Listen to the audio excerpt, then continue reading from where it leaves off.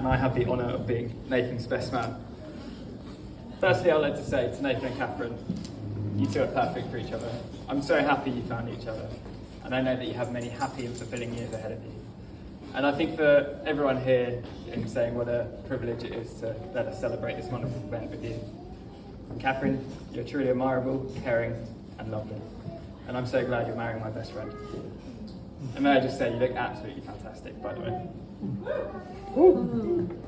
Now, I've never been a best man before, and as you're probably aware, there's some duties that come with the job.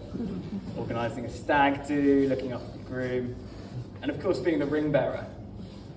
Now, what they don't tell you is that you're supposed to give the ring to the groom to give to the bride. I tried to give the ring straight to the bride. Luckily, the registrar was there to stop me from marrying Catherine by mistake. Anyway, let's talk about Nathan.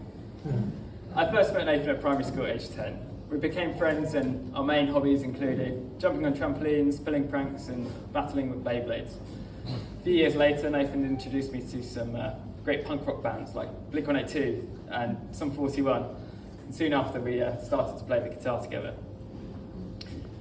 So we've been playing for around 18 years now, and without blowing my trumpet, I'd say we're pretty good. So, we're probably about on the same level, right, Nate? No. Nathan is an example of how good I could be if I actually practiced. He's amazing. And if you hadn't had a chance to go see his band Reawaken, I would definitely recommend it because they are absolutely awesome. Now, Nathan has a great sense of humour too. For example, on the stag do, whilst getting ready for a night out, we distracted Nathan, and whilst he was distracted, we put on these.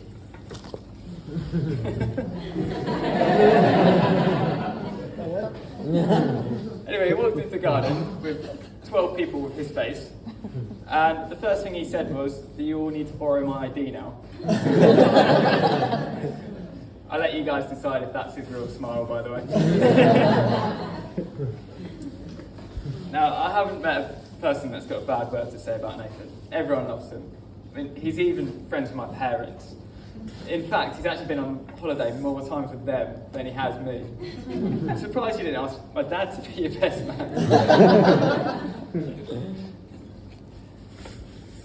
Growing up, Nathan was, and still is, a legend amongst our friend group. We have a group chat named after him, the Disciples of Page. We joke about his godlike qualities, and he even has his own song, the Nathan Page song. Maybe we sing it later if we get a bit drunk.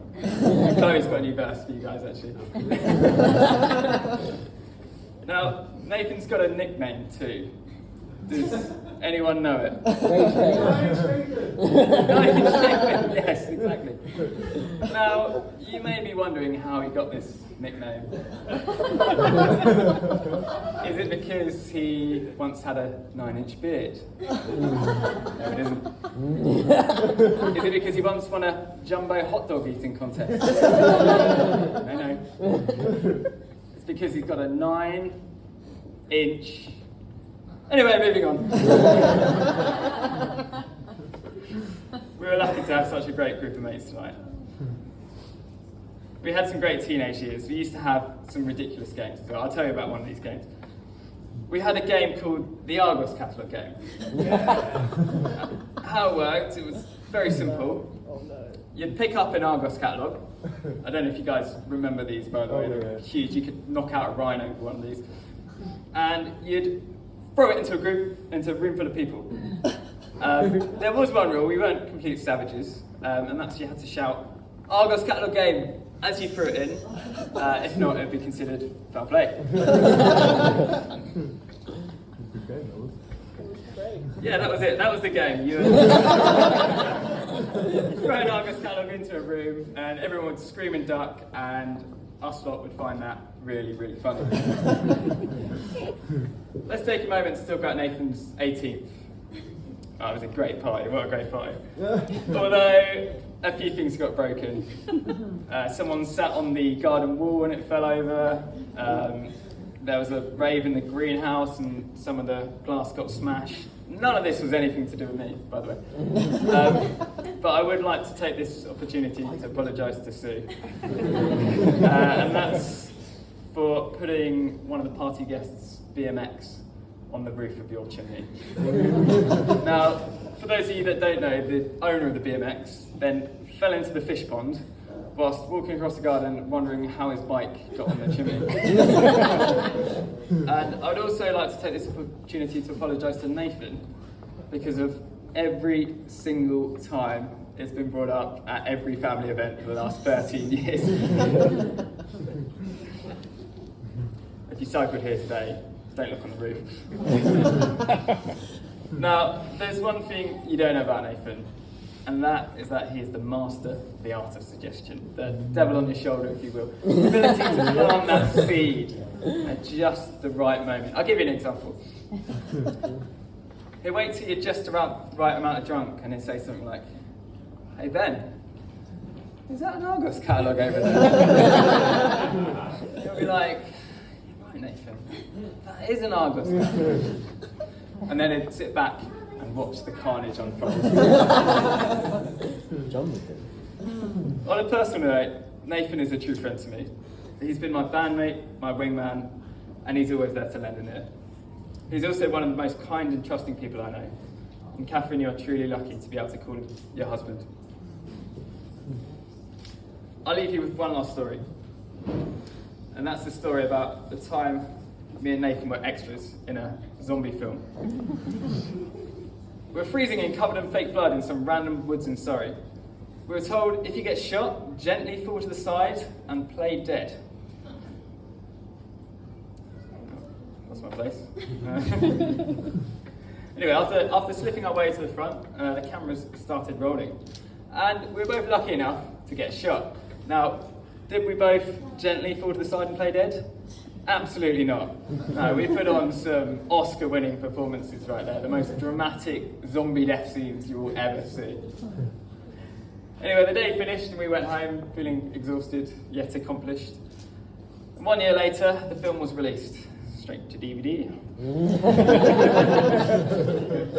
We sat down to watch it, popcorn in hand, excited to see our silver screen debut. Now, if you haven't seen World of the Dead, Zombie Diaries 2, don't, because it is the most low-budget trash film I have ever seen. But nevertheless, it was a film, and we were in it. So we came to our part. We sat on the edge of our seats.